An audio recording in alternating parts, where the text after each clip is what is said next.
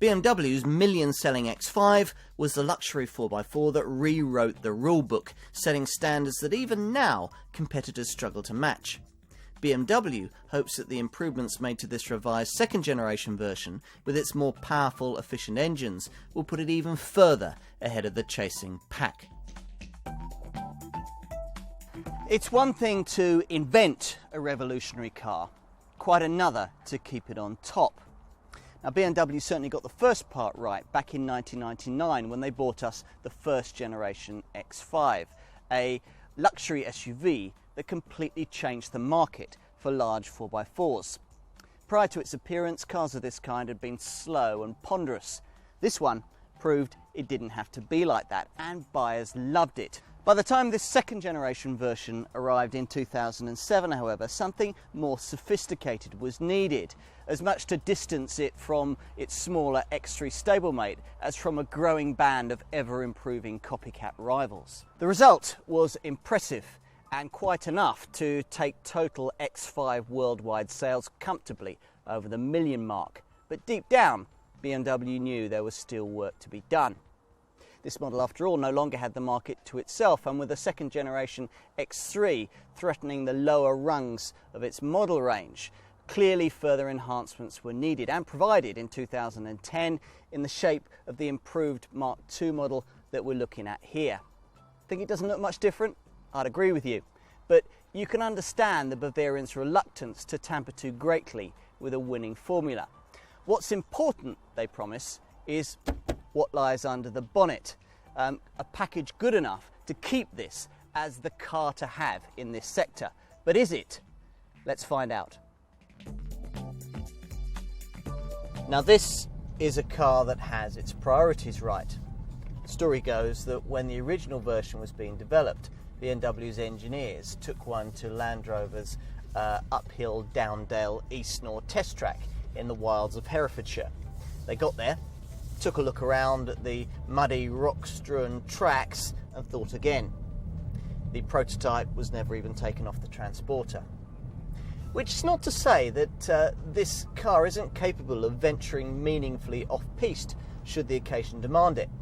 Indeed, the xDrive four-wheel drive system has probably got more capability than most owners will ever need, using an electronic clutch working with BMW's DSC Plus stability control system to alter the normal 40-60 front-rear drive split to 100% of the drive going to the front or the rear, depending on the condition that you're in. And even the statistics look tough.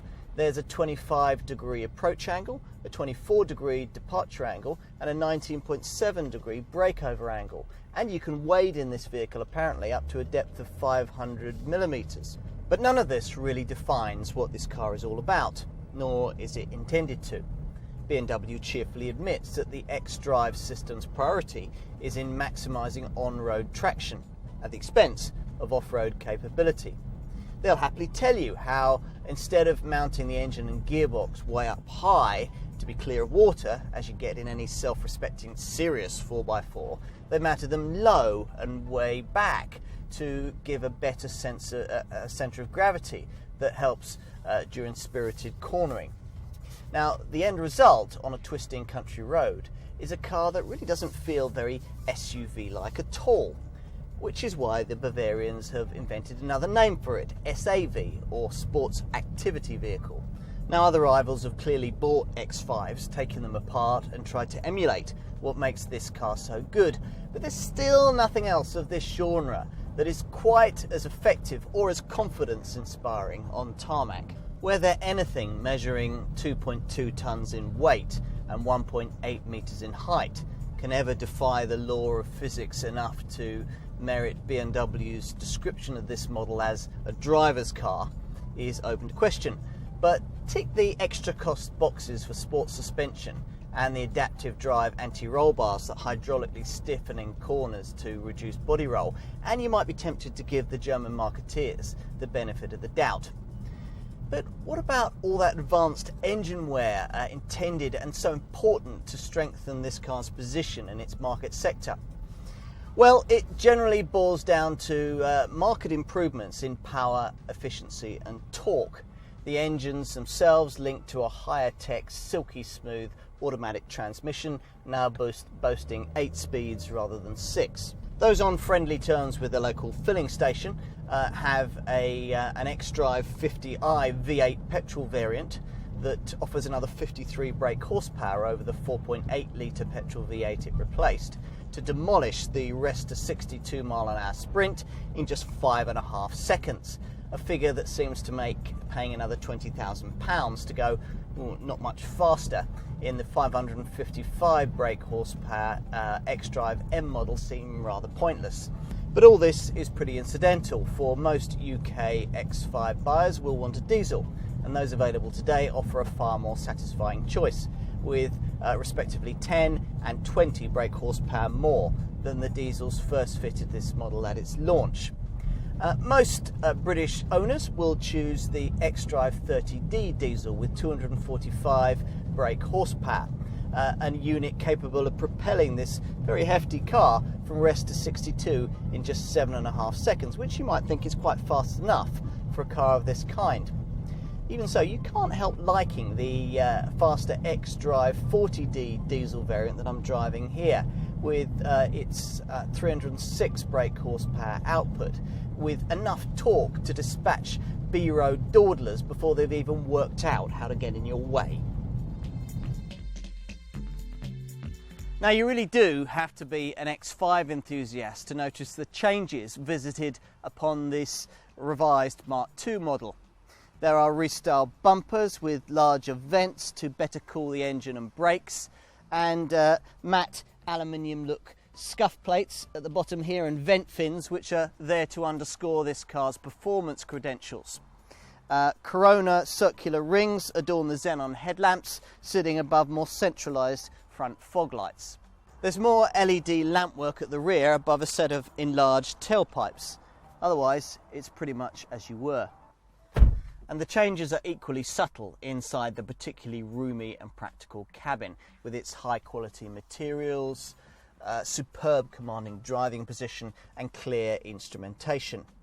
Clutter-free services come courtesy of the iDrive system here that manages legions of fiddly little buttons, the downside being that despite improvements it still takes time to master.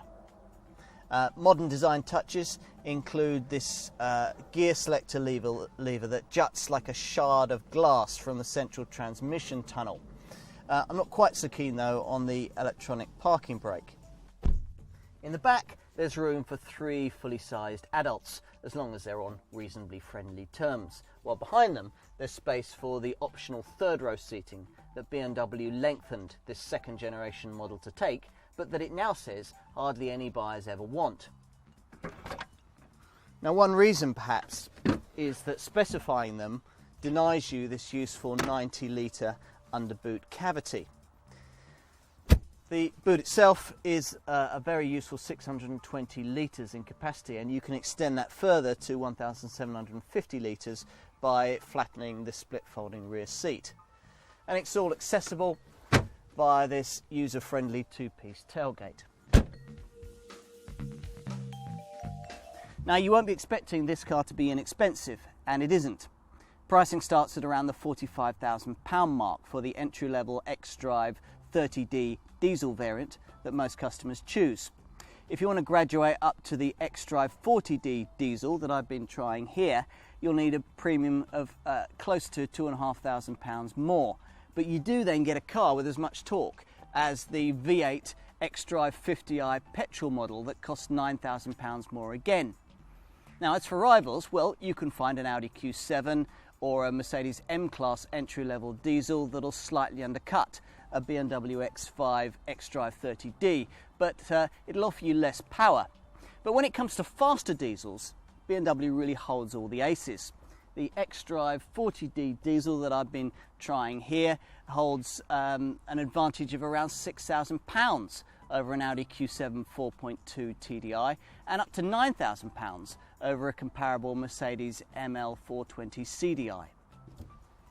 Now, whether you choose a 3-litre 6-cylinder diesel X5 or one of the V8 petrol versions, you'd have a right to expect a pretty extensive equipment list for the money, and by and large you shouldn't be disappointed.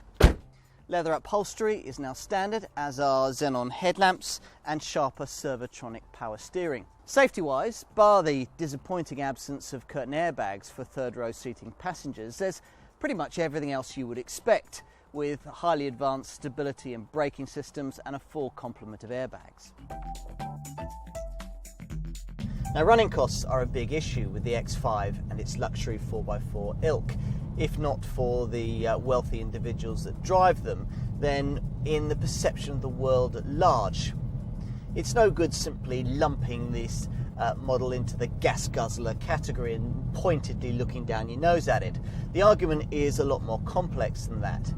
Yes, okay, the xDrive 50i V8 petrol variant does return only 22.6 miles to the gallon on the combined cycle, and it chugs out a hefty 292 grams per kilometre of CO2. But the diesel models that most people buy, as for those, it's a very different story. Thanks to an efficient dynamics-led reduction in emissions of around 10%, this is the first conventionally powered luxury car of its kind to be able to record a sub 200 grams per kilometre of CO2 reading. The xDrive 30D managing 195 grams per kilometre and this xDrive 40D managing 198 grams per kilometre, with both these models able to return around 38 miles to the gallon on the combined cycle. Residual values are always strong with X5s, particularly on the diesel models that are popular choices on the used market, so there's no concerns, no issues really there. And there's the usual 3-year unlimited mileage warranty.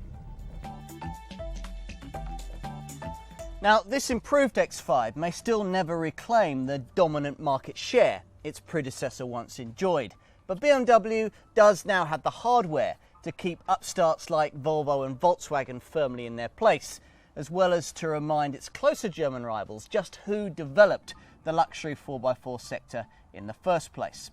Of course, there are alternatives that do certain things better. An Audi Q7 has more space, a Range Rover Sport offers more off-road prowess. But no other competitor better suits the relentless on-road life that cars of this kind actually lead. Not for nothing do 1 in every 3 X5 buyers stay loyal when the time comes to change their car.